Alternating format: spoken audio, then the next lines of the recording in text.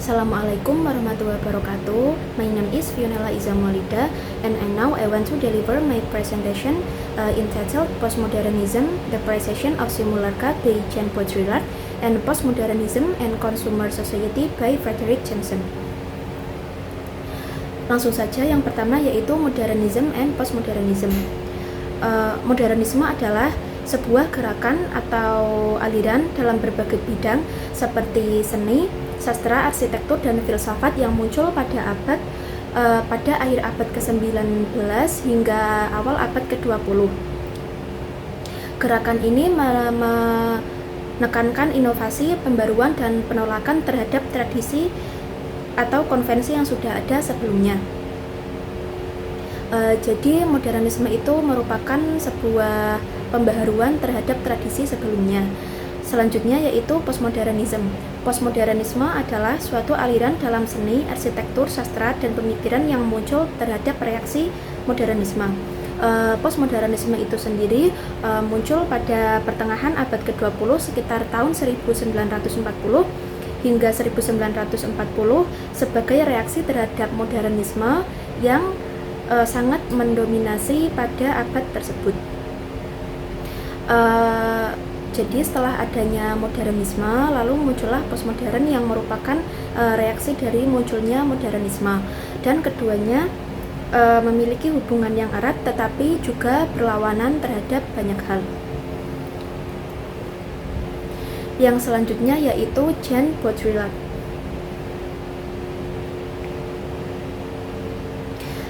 Jean Baudrillard adalah seorang ahli teori budaya, filsuf kontemporer, komentator politik, sosiolog, dan fotografer Prancis. Karya Baudrillard sering dikaitkan dengan postmodernisme dan poststrukturalisme. Ia adalah salah satu ahli teori sosial pastrastruktural yang paling penting. Yang selanjutnya yaitu The Appreciation of Simulacra.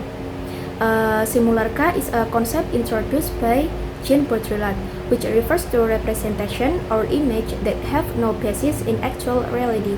In his book Simulacra and Simulation, Baudrillard explained that simulacra create hyperreality, where the boundaries between truth and falsehood become blurred. Simulacra add a symbol or sign that shape new realities, often through media and technology, so that people are trapped in illusion that are considered reality. Jadi simulacra adalah sebuah konsep yang diperkenalkan oleh Jean Baudrillard, yaitu merujuk pada sesuatu representasi yang tidak memiliki dasar dalam realitas yang sebenarnya. Dalam bukunya yang berjudul Simulacra dan Simulasi, Baudrillard menyatakan bahwa simulacra menciptakan hyperreality di mana batas antara yang asli dan yang palsu menjadi kabur sehingga masyarakat sulit membedakan mana yang asli dan mana yang palsu. Selanjutnya yaitu the stage of simulacra atau tahap-tahap dari simulacra. Jadi simulacra itu sendiri memiliki 4 tahap. Yang pertama yaitu representasi setia, di mana orang percaya dan bahkan mungkin percaya bahwa representasi merupakan refleksi dari realitas yang mendalam.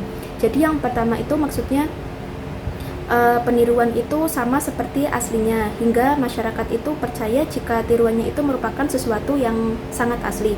Seperti contohnya adalah lukisan, di mana biasanya lukisan itu sering menggambarkan suatu tempat atau suatu hal atau benda yang sama seperti aslinya. Jadi kayak lukisannya itu merupakan sebuah gambaran atau tiruan yang sama dengan yang aslinya. Yang selanjutnya, tahap selanjutnya yaitu distorsi realitas, di mana orang mulai percaya bahwa representasi adalah tiruan yang tidak nyata. Yang kedua itu artinya tiruan tersebut, bahwa masyarakat mulai ragu akan tiruan tersebut atau mulai percaya bahwa tiruan tersebut tidak sama seperti aslinya. Seperti contoh produk massal yang menduplikasikan desain tanpa mempertimbangkan fungsi aslinya. Jadi contohnya adalah ada suatu produk yang ingin menirukan produk yang lain, namun hasil tiruannya itu tidak sama atau fungsinya berbeda dengan produk aslinya. Yang ketiga yaitu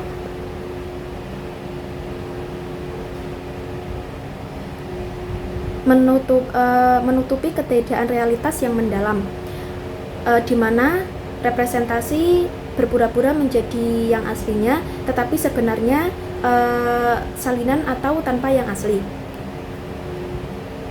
Contohnya adalah Disneyland yang menyajikan dunia imajiner sebagai realitas. Tahap yang keempat atau yang terakhir adalah simularka murni, di mana representasi tidak memiliki hubungan apapun dengan realitas apapun. Seperti contoh bisa juga Disneyland, karena Disneyland itu peniruan yang tidak ada aslinya. Sebenarnya itu di dunia nyata tidak ada. Selanjutnya, the example of simularka. Baudrillard menggunakan example seperti Disneyland untuk mengilustrasikan poin ini, atau maksudnya Disneyland menciptakan realitas simulasi yang terasa lebih nyata dan menyenangkan dibandingkan dunia aslinya. Jadi di Disneyland itu terdapat banyak wahana, terdapat banyak tema dan juga kartun-kartun atau dunia ajaib yang padahal aslinya itu tidak ada. Jadi biasanya di Disneyland itu terasa lebih menyenangkan dibanding di dunia nyata. Another example yaitu game, di mana tokoh-tokoh dalam game, latar tempat maupun isinya merupakan pure tidak asli atau tidak ada di dunia nyata, namun dibuat seolah-olah berada di dunia nyata, sehingga pengguna dalam game tersebut biasanya merasa seolah-olah dirinya berada di dalam dunia game tersebut. Yang selanjutnya yaitu hyperreality atau hiperrealitas. Hyperreality yaitu terjadi ketika batas antara realitas dan simulasi menjadi kabur. Simulasi menjadi lebih nyata daripada yang aslinya. Hiperrealitas terjadi ketika simularka menciptakan kondisi di mana masyarakat tidak dapat lagi membedakan mana yang asli dan mana yang palsu. Contohnya adalah di sosial media dan berita. Kehidupan yang ditampilkan di sosial media biasanya akan terlihat lebih baik atau ideal dari kehidupan aslinya mereka, yang menciptakan kesan realitas yang sebenarnya tidak benar. Jadi di media sosial itu biasanya apa yang masyarakat upload atau apa yang masyarakat tunjukkan ke dunia luar itu biasanya tidak sesuai dengan kehidupan aslinya. Contoh yang lain yaitu berita. Seringkali berita dikemas dalam sedemikian rupa, dikemas dalam bentuk yang lebih menarik agar menarik minat perhatian. Biasanya menciptakan narasi yang mungkin lebih dramatis atau lebih sensasional dari kenyataannya. Yang selanjutnya yaitu Fredric Jameson. Fredric Jameson adalah seorang kritikus sastra, filsuf, ahli teori politik Marxis asal Amerika. Ia terkenal karena analisisnya terhadap tren budaya kontemporer.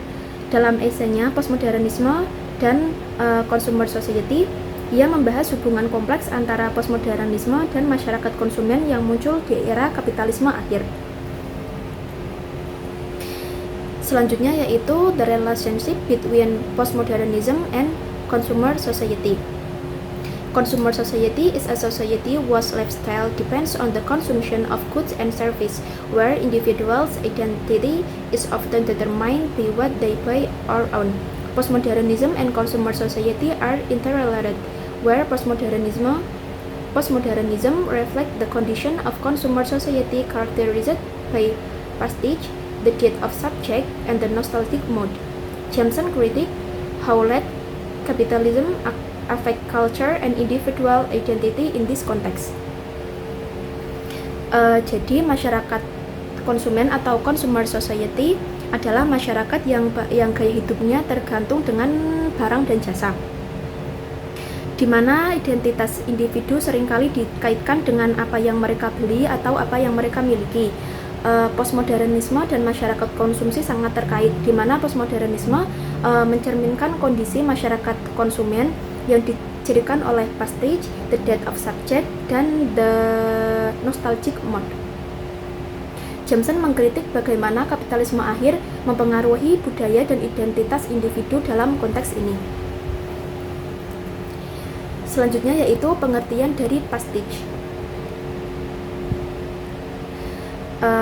Pastiche atau campuran adalah peniruan suatu gaya atau unsur budaya masa lalu, tetapi tanpa masuk mengkritik atau merendahkan suatu budaya tertentu, misalnya seni, sastra, musik, film, dan arsitektur. Jadi pastiche itu lebih kayak campuran masa lalu ke masa kini tanpa adanya unsur mengkritik. Biasanya dapat kita lihat di dalam film, dalam musik, di mana film dan musik tersebut biasanya merupakan campuran dari budaya masa lalu dan masa sekarang. Yang selanjutnya yaitu the death of subject atau kematian subjek, yaitu hilangnya identitas diri yang stabil dan permanen, menggambarkan kondisi masyarakat pasca modern, di mana individu tidak lagi mempunyai identitas yang pasti. Misalnya yaitu identitas seseorang di sosial media. Biasanya seseorang dapat menampilkan identitas yang berbeda menurut platform atau audiensnya, yang menunjukkan bahwa identitas diri sekarang cair dan terfragmentasi. Jadi contohnya yaitu identitas seseorang di sosial media. Biasanya keterangan dari informasi pribadinya atau identitasnya itu tergantung platform mana yang menyampaikan dan juga audiensnya. Seperti contoh di platform A, si seseorang itu digambarkan sebagai seseorang yang bekerja keras. Namun berbeda lagi ketika disampaikan di platform B, seseorang bisa saja digambarkan sebagai seseorang yang kaya.